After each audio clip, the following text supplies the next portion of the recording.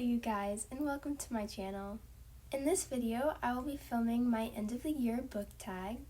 2025 was such a wonderful reading year for me, and I thought what better way to show off all of my favorite reads of the year than to do an end of the year book tag.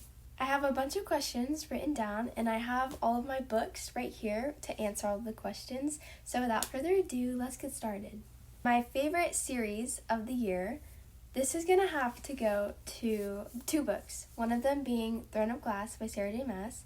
I just finished the final book just a couple of days ago and cannot stop thinking about it. I truly doubt that much will be able to live up to this incredible series. And my second one I do not own physically, but that is The Prison Healer by Lynette Noni. I will not stop recommending this series to literally everyone. It is a dystopian fantasy trilogy, and I think that it's best to go into it blind, but just know that it was one of my favorite series of, anything that I've ever read. It is brilliant. I'm going to pretend like I didn't forget to list this for favorite series of the year.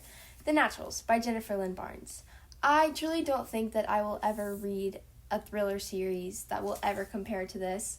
Basically a bunch of teenagers solving cold cases, but the cold cases begin to be a little bit too real, and it's just so much more than that, and honestly the found family in here is so good.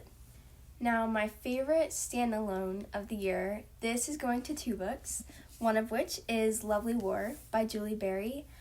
I have not been able to stop thinking about this book ever since I read it. It is just truly brilliant. It captures your heart in a way I haven't read in so long.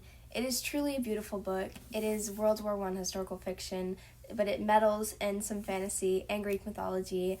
Again, I wish I didn't say this, but I think you should go into it blind and honestly just savor it. It's such a beautiful read. The second standalone that I will be giving the title of my favorite standalone is A Song to Drown Rivers by Anne Liang. First of all, this book is beautiful, but the content inside is beautiful too.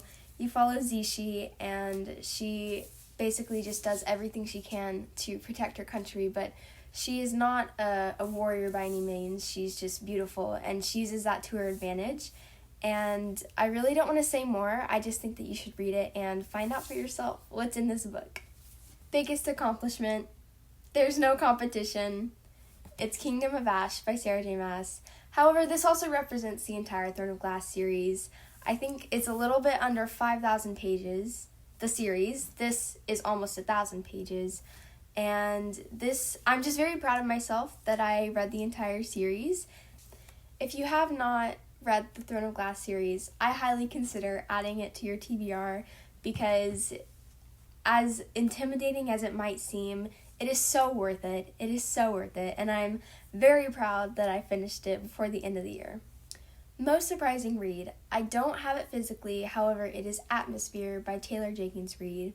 If you are in any corner of book content on any corner of the internet, you have probably heard of this book. I put it as my most surprising, both because of the ending, but also because I didn't know that a book about astronauts and space could affect me as much as it did. I just loved that book so much, and it was quite a surprise on just how much I loved it. I have two books for this category, so the second most surprising book of the year is once again The Prison Healer by Lynette Noni. If you've read this book, you will know just how insane that ending is. I don't think I've ever been more shocked by an ending. And then I read The Gilded Cage, which is the second book in that series, and was just as shocked. And the fact that she was able to blow my mind twice in one series, shocking. Favorite main character is going to Danny from Fake Skating. This is by Lynn Painter, and Lynn Painter is just one of my favorite authors for many reasons, but one of them is that she really interprets teenagers very well. It's quite shocking, honestly. I felt so represented in this book. Danny she's honestly just a girl with social anxiety, and she would rather be reading, and she would rather wear her glasses than not, and I just felt so represented and seen, and that's why she's my favorite main character of the year. Also, the main character in this book, who I cannot say, but she's also been my favorite main character of the year. The cutest book I read this year, this is going to two books. One of them is Picking Daisies on Sundays by Liana Cincotti. This book is just everything that I needed in a rom-com book. You can't tell by the cover. It's just so cute and lovely, and I want to reread it again this year because I miss the characters so much. And the other book in this category is going to Summer of Broken Rules by K.L. Walther. This book perfectly encaptures the feeling of summer and just the feeling of having not a care in the world during summer and school and all that. It just disappears for a little while. Do yourself a favor, once again, and pick up this book next summer. The most disappointing of the year, this is just my opinion, Alchemy of Secrets. I know a lot of people loves this book, and I did not think it was bad by any means. However, I just had very high hopes for it because I love the author, Stephanie Garber. This was her take on an adult fantasy, and it just wasn't my cup of tea. It might be yours, so don't not pick up the book because of me. However, it was my most disappointing read of the year. I did in fact write this next prompt just so that I could mention this book. Most unhinged character of the year goes to Jet from Not Quite Dead Yet. I honestly just wanted an excuse to talk about this book, which was a tearjerker mystery. Who knew those existed? The main character basically has to solve her own murder in 7 days, and she just does not care about anything, and she does not care who she offends, and it makes for the funniest dialogue I've ever read, and just some of the most unhinged scenes in this book, and it's honestly really funny, but then you get to the end and you're sobbing. So most unhinged character goes to Jet. My favorite book couples of the year, this was very difficult, and I considered doing a just romance genre. However, the fact that my favorite book couples are from two fantasy worlds is just speaking on my book taste. It goes to Iris and Roman from Divine Rivals. This book is just beautiful on every level, and it has the most wholesome form of love in this book, and I can't quite describe the feeling I got when I first read this book between Iris and Roman, and just do yourself a favor and read this beautiful duology, Divine Rivals by Rebecca Ross. My other favorite book couple of the year is Jax and Evangeline from, well, I grabbed A Curse of True Love, but they are from the Once Upon a Broken Heart trilogy by Stephanie Garber. Also, guys, we're getting a novella with them, which I'm so thrilled for. But this book is, well, this trilogy is the most whimsical, magical series that I have ever read. I will be rereading next year, but it is the definition of a slow burn, so make sure that you know what you're signing up for when you pick up this series, but please pick up the series because it is so good.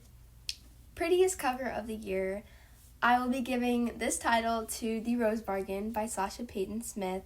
I have this displayed on my bookshelf simply so I can look at it, and I will just lay in my bed and look at this book because it is so, so beautiful. And the second book is coming out in 2026, and the cover is just as beautiful. I cannot wait to own that book and have it in my hands. My favorite friendship that I have read this year is going to be Kiva and Calden from The Gilded Cage, which is the second book in the Prison Healer trilogy. How many times am I going to mention this series? I don't know. Please go read it if you can tell from how much I talk about it. But Kiva and Calden were just the most wholesome people, and they cared for each other and loved each other so much, and it was just the most amazing, perfect, platonic friendship that I have ever read.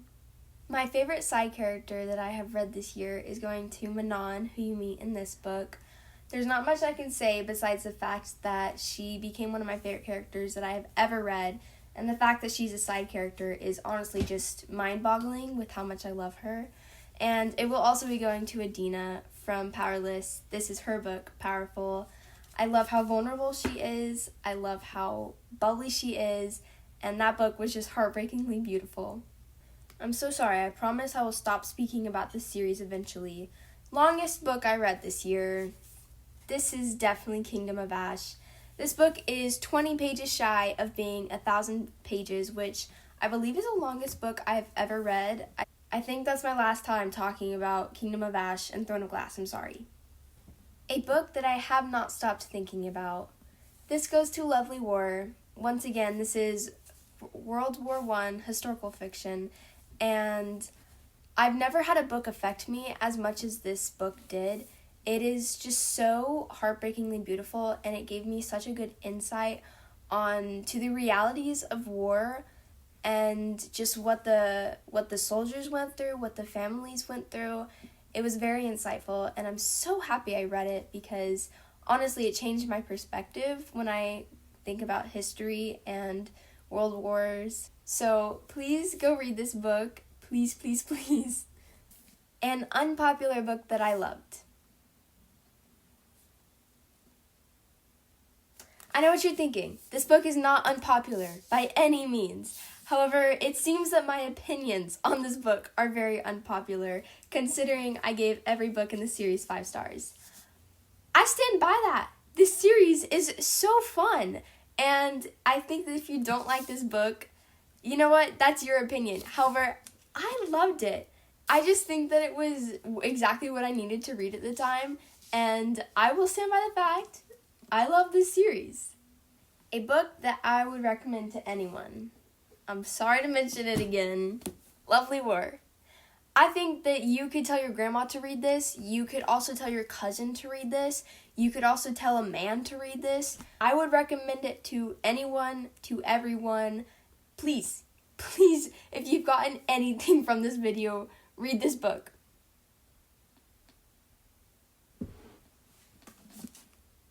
And the last prompt, which is not actually about this year, but the next, the most anticipated books that I will hopefully be reading in 2026. I have 2 for this. The Will of the Many by James Islington and Wild Reverence by Rebecca Ross. I have seen everyone and their mother talk about this book, and of course, I have to read it so that I can know, why everybody is talking about it. And Wild Reverence because this is a prequel to Divine Rivals, which I was talking about earlier. And I've heard that people say this is better than the duology, which I love the duology with my whole entire heart. So, of course, I have to read this book. They are both a bit chunky, but at least it's not 1,000 pages, right? If you have made it to this point in the video, thank you so much. I had so much fun just yapping today about all the books I read in 2025 and about the books that I want to get to in 2026. Thank you so much for watching this video, and I'll see you in the next one. Bye!